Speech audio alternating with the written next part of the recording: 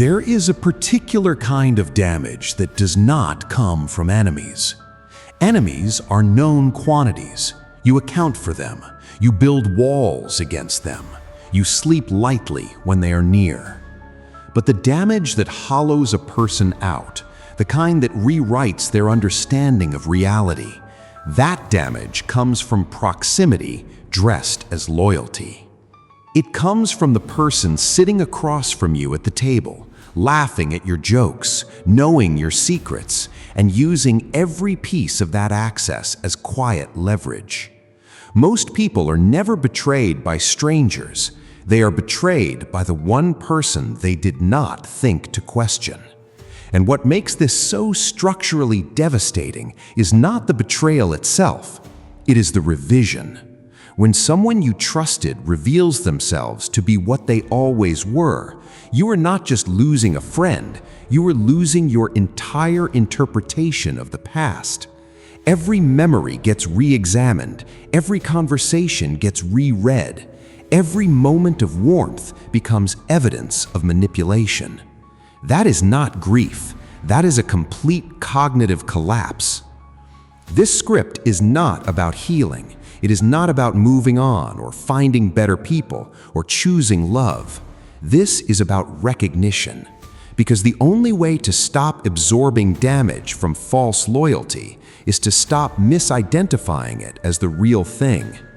These are 7 signs that the person you called your closest friend was never loyal to you. Not recently, not situationally, but structurally, from the beginning. Study the pattern of someone's presence across the arc of your life. You will learn more about their true orientation toward you than any conversation ever revealed. Disloyal people are not absent all the time. That would be too obvious. They are selectively present, and the selection follows a logic most people never consciously identify. They show up when you are low, and they disappear when you begin to rise. When you were struggling, financially, professionally, relationally, they were there. They called, they checked in, they offered advice. They were warm, engaged, and reliable. This felt like support. It was not support. It was proximity to a version of you that did not threaten them. A version of you they could position themselves above without discomfort. Your failure state was their comfort zone because it confirmed a private hierarchy they needed to maintain. Then something changed. You got the promotion, you rebuilt your finances, you started a project that gained traction. You became, in some measurable way, more. And that is precisely when you noticed the subtle withdrawal. Response times got longer, the enthusiasm in their voice flattened. The advice they gave started to carry a faint tone of skepticism. They began asking questions that sounded supportive, but were constructed to introduce doubt. Are you sure about that? Don't you think that's a bit ambitious? I just don't want you to be disappointed. This is not concern. This is a person managing their own psychological positioning in relation to your trajectory. Loyal people want you to succeed because your success does not diminish them. Disloyal people need you at a level they can tolerate, and your ascent becomes a structural threat to the version of reality in which they are your equal or your superior.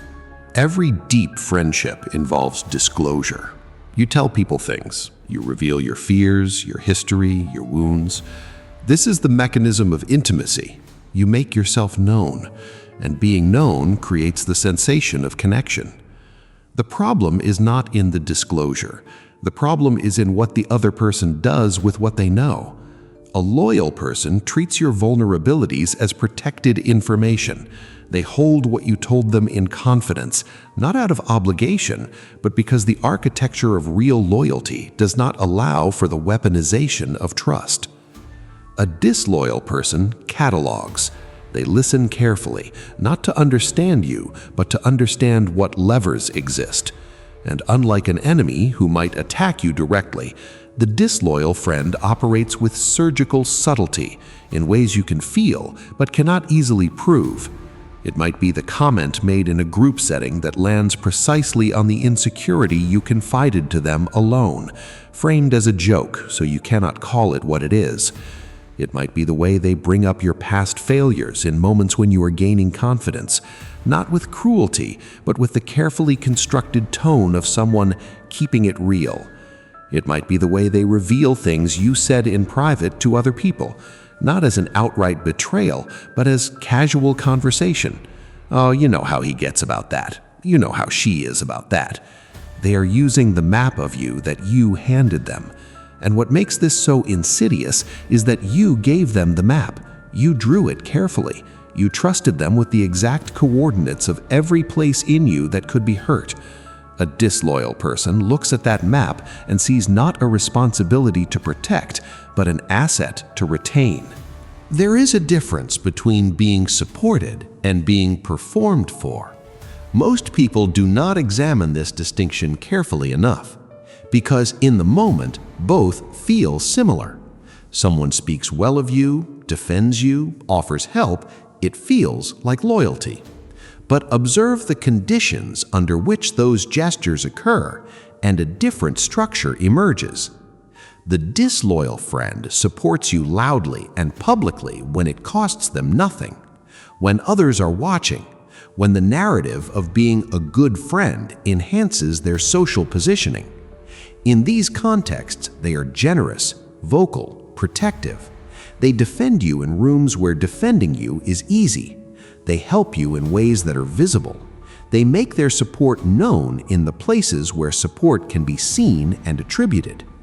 Now observe what happens in private, or when the support would actually cost them something. When you need them to stand behind a decision that is unpopular, when defending you would create friction for them personally, when helping you would require them to sacrifice something, time, social capital, convenience, advantage. In those moments, the support evaporates. They become suddenly unavailable or neutral, or they offer careful non-commitments that allow them to later claim they were never opposed to you. This is transactional loyalty, which is not loyalty at all. It is image management executed through you. You were not their friend. You were a prop in a narrative they were constructing about themselves as a generous, supportive, loyal person. The moment the role stopped serving their narrative, they stopped playing it. This sign is the most difficult to identify because it operates beneath the level of conscious awareness. It does not announce itself. It does not arrive as criticism. It arrives dressed as honesty, as balance, as the particular kind of friendship that does not simply tell you what you want to hear. And by the time you understand what it actually was, it has already shaped years of your decision-making. The disloyal friend engages in what can be precisely described as potential management. They have an intuitive sense of what you are capable of, and they invest quietly in keeping you slightly below that threshold. Not because they hate you, often because the full expression of your capability would create an imbalance they cannot emotionally sustain. The management is largely unconscious on their end, but it is not random. It shows up in the language they use around your ambitions, the consistent framing of your goals as slightly unrealistic, the way they emphasize failure stories when you share plans, the subtle comparisons to people who tried similar things and did not succeed, the reminders of past moments when you overestimated yourself, recalled not in malice, but in what presents itself as protective care. I'm just being real with you because I know you. Over time, this accumulation reshapes your internal sense of what is possible for you. You begin to preempt your own ambitions. You start editing yourself before you even speak. The ceiling they installed becomes indistinguishable from your own self-assessment. That is the depth of the damage. They did not attack your potential. They convinced you, slowly and repeatedly, that your potential was simply a more accurate version of where you already were. Examine the exchange pattern in your conversations, and you will find a structural imbalance that you likely normalized without questioning. With this person, you talked, you disclosed, you processed your thoughts out loud, shared your plans, revealed your relationships, detailed your conflicts, exposed your uncertainties, and they listened attentively. They asked good questions. They seemed deeply interested in the details of your life. Now ask yourself, what did they offer in return? Not what they said they offered, not the surface-level reciprocation, not the occasional personal details shared to maintain the appearance of mutuality. What did they actually give you access to? How much do you genuinely know about the interior of their life, their fears, their failures, their vulnerabilities, their real relationships? If you examine this carefully, you will likely find a significant asymmetry. Disloyal people are skilled information collectors. They understand, consciously or not, that knowledge is leverage, and that access to someone's inner life is a resource. They maintain an information advantage by constructing the emotional environment that makes you want to talk. Genuine interest, warmth, attentiveness, the experience of being truly heard, while carefully managing how much of themselves they actually expose. They give you just enough disclosure to sustain the illusion of mutual vulnerability, while retaining a comprehensive map of you that you do not have of them. This is not friendship. This is an asymmetric intelligence relationship. You were being debriefed. The warmth was real in the sense that it produced a real effect on you, but its function was acquisition. Every time you left a conversation feeling understood, you had handed over more of what they needed to understand you completely, and you knew almost nothing more about them than you did before. Loyalty does not only exist in your presence. In fact, the most accurate measure of someone's loyalty is what they say and do when you are not there to observe it. Because without you as an audience, there is no social incentive to perform loyalty. What remains is what is actually true. The disloyal friend speaks differently about you in your absence, not necessarily with obvious cruelty, though sometimes that too. More often with the specific kind of commentary that diminishes without indicting. They mention your failures in casual conversation. They offer interpretations of your motives that are uncharitable. They give others just enough information to see you in a slightly lesser light while maintaining plausible deniability. I'm not saying anything bad about them, I just think they struggle with. This is a controlled leak. It is character erosion, executed slowly enough that no single moment constitutes a betrayal. You will recognize this sign not from direct evidence, but from something subtler. The way certain people seem to have a slightly lower ceiling for you than your actual behavior warrants. The way a shared acquaintance seems to hold you at a particular distance you never earned. The way opportunities in certain circles seem to route around you with no clear explanation. These are the downstream effects of someone managing your reputation in spaces where you have no voice. And when you confront the person, if you ever do, the denial is practiced and smooth, because they never said anything outright terrible. They just framed, they contextualized. They offered their honest perspective to people who did not need to hear it. They planted seeds they can claim never grew because they did not personally water them. The damage is real. The accountability is untraceable. That is intentional. The final and most structurally revealing sign is this. Their loyalty was never unconditional. It was a terms-based arrangement that you were never shown the terms of. It functioned smoothly as long as you remained a version of yourself that was compatible with what they needed from you, and it fractured the moment you violated one of those unspoken conditions. You may have experienced this as them changing after a particular event, after you made a decision they did not agree with, after you chose someone they did not approve of, after you stopped sharing certain information with them, after you drew a boundary they had previously been able to cross. In these moments, the warmth cooled rapidly. The support became conditional or disappeared entirely. The friendship suddenly had an undisclosed price tag that you had been paying without knowing and which you had now refused to pay. This is the clearest evidence of false loyalty, because real loyalty does not have exit clauses.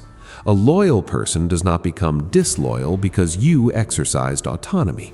They do not withdraw because you grew in a direction they did not prefer. They do not punish you for making choices about your own life that inconvenience them. If someone's loyalty to you has ever transformed into something colder or more calculated the moment you stopped being convenient, that transformation did not occur. It was revealed. The loyalty was always conditional. You were simply meeting the conditions without realizing they existed. The compliance they required from you was not expressed as demand. It was expressed as preference, as suggestion, as the accumulated weight of what it meant to be close to them. You adjusted yourself to maintain the peace. You softened your decisions to avoid their reactions. You managed their emotional state as a routine part of navigating your own life, and you called that friendship. It was not friendship. It was a relationship in which you were the managed party and they were the manager, and your compliance was the price of admission. Recognition is not closure. Knowing these signs, applying them to your history, and arriving at an uncomfortable conclusion does not produce relief. What it produces is a specific kind of cold clarity. The clarity of finally seeing a structure that was always there, that shaped you in ways you did not consent to, and that may have influenced far more of your life than you are currently comfortable admitting. The useful question is not why they did this. The why is largely irrelevant. People operate from their character, not from decisions they consciously make about you. A disloyal person is not plotting against you in most cases. They are simply being what they are, and what they are is incompatible with your interests. The question worth sitting with is this: how did you allow the misidentification to persist? What were you willing not to see? What did you choose to excuse? What did you repeatedly explain away because accepting the truth would have been more painful than denying it? This is not about assigning yourself blame. It is about recalibrating the instrument you use to evaluate people. Most people evaluate loyalty through feeling, through warmth, history, familiarity, shared experiences, and emotional comfort. But feeling is not an accurate instrument. Behavior across time and pressure is the only instrument that works. Not what someone says about loyalty, not how they express it when loyalty costs nothing. What they do in the moments where remaining loyal requires sacrifice. Machiavelli understood this and wrote it plainly. Men are kept faithful by being made incapable of breaking faith. That is a structural observation, not a moral one. It means loyalty that is not tested is loyalty that is unknown. You do not know who is loyal to you until the circumstances that reveal loyalty arise. And if you have never observed someone's behavior in a moment where betraying you would have been easy, profitable, or convenient, then what you possess is not certainty. It is hope disguised as certainty. Stop mistaking the absence of obvious betrayal for the presence of loyalty. They are not the same thing. One is a gap, the other is a quality, and many people spend years confusing one for the other. If today's lesson forced you to re-examine someone in your life, do not ignore that discomfort. Discomfort is often the mind's way of recognizing something it has been avoiding. The truths that change us are rarely pleasant when we first encounter them. Here on Noir Machiavelli, our goal is not motivation, it is perception. To understand power, to understand human nature, to see the patterns that govern trust, influence, manipulation, status, loyalty, and betrayal long before they reveal themselves openly.